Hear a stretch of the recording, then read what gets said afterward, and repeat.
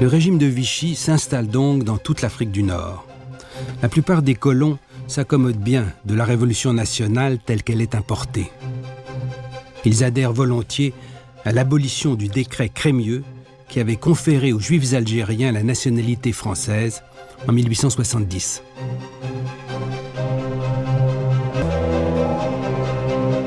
Contrairement peut-être à ce qu'espérait le régime de Vichy, l'abrogation de ce décret ne fut pas applaudie par la population musulmane, bien au contraire.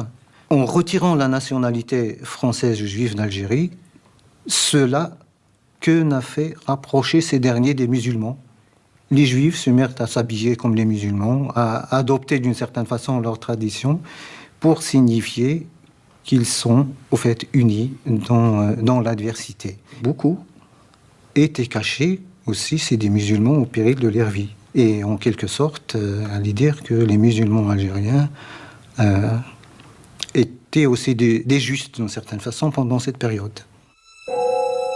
Les autorités vichistes concentrent dans des camps, en plein arbitraire administratif et dans des conditions souvent inhumaines, nombre d'étrangers, de juifs, de militants du Front populaire, de sympathisants communistes ou de militants nationalistes, fidèles de Messaliadj.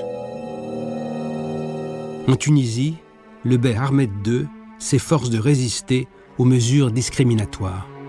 Lorsqu'il va voir que leur politique va être orientée contre les Juifs, il exprimait les mêmes sympathies pour dire que les Juifs sont mes enfants comme les musulmans.